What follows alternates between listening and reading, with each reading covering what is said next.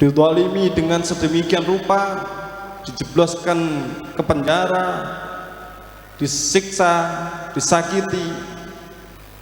Terheran ini, saya di penjara, saya disakiti, disiksa, kok bisa alhamdulillah.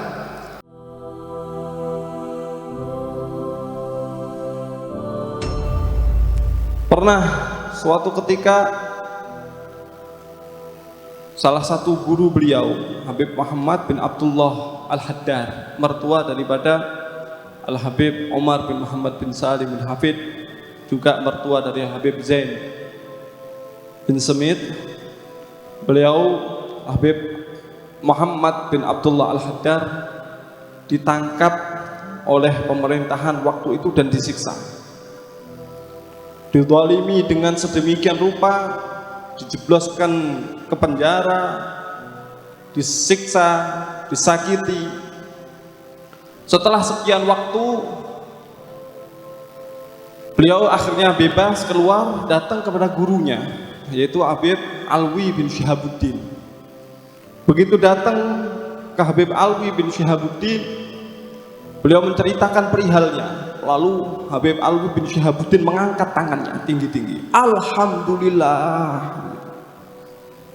Terheran ini, saya di penjara, saya disakiti, disiksa, kok bisa alhamdulillah. Lalu beliau, Habib gurunya ini, Habib Alwi bin Syihabuddin, beliau mengatakan, ketika kamu pulang dari Rubat Tarim, kamu berdakwah di rumah, ternyata masyarakat dan juga orang sekitar kamu menerima dakwah kamu, diterima dengan sedemikian bagusnya, sukses, lancar-lancar saja dakwah kamu. Maka saya mulai bertanya-tanya, ini kenapa ini? Kok lancar-lancar saja ini kenapa? Jangan-jangan ini istidraj, karena tidak ada ceritanya mulai dari baginda Nabi besar Muhammad SAW, orang yang akhlaknya paling mulia, orang yang paling tinggi kedudukannya di sisi Allah Subhanahu wa Ta'ala, orang yang paling sempurna dalam segala-galanya, itu pun disakiti.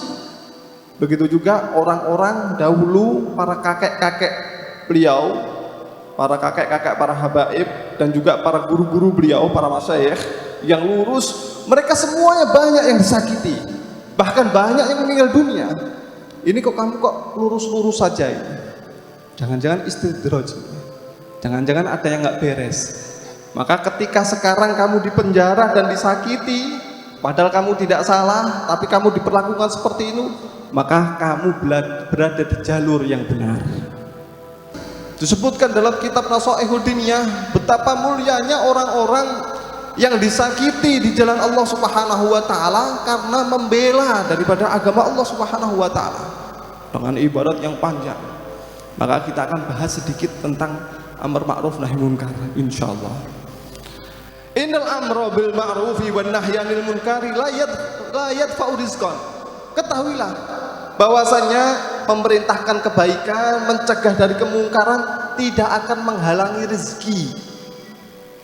Jangan takut, nanti kalau saya amar ma'ruf nahi munkar, macet saya, tidak dapat dari dia. Nanti kalau saya tegur, tidak jadi teman saya, nggak dapat bagian saya, nggak dapat ini dan itu saya. Wala yuqarribu ajalan, amar ma'ruf nahi munkar tidak akan mendekatkan ajal. Kalau saya amar ma'ruf nahi munkar, dekat saya mati nanti, bahaya, terancam saya. Enggak. Wa annal ahbara minal yahud war rahbana minan nasara lamma tarakul amra bil ma'rufi wan nahyi 'anil munkar la'anahumullah ala lisani anbiya'ihim.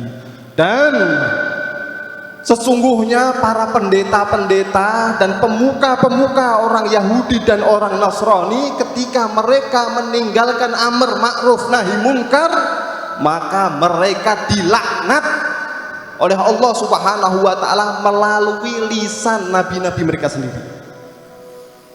Tsumma ummu bil bala, kemudian mereka merata dapat balak semuanya. Al bala ya'um, bala kalau sudah turun nggak pilih-pilih, yang soleh, yang toleh, yang baik, yang jelek, kena semuanya. Mungkin ini sebagai teguran bagi kita hadirin wal hadirat rahimakumullah untuk menegakkan amar ma'ruf nahi munkar ini dengan berbagai caranya, dengan berbagai kapasitasnya, dengan diajak kayak dibonceng sepeda motor, diajak untuk pengajian, punya mobil, berangkat sendiri, sama bawa orang, bensinnya juga sama, ngajak orang untuk hadir majelis. Kalau ada yang salah, tegur. Mungkin perlu bagi kita untuk menggalakkan lagi, ya. Bukan tugas ulama, bukan tugas tokoh amar ma'ruf nahi munkar itu, tugas umat Nabi Muhammad SAW yang ngaku sebagai umat Nabi Muhammad. Ini tugasnya. Kecuali kalau nggak ngaku sebagai umat Nabi Muhammad, terserah.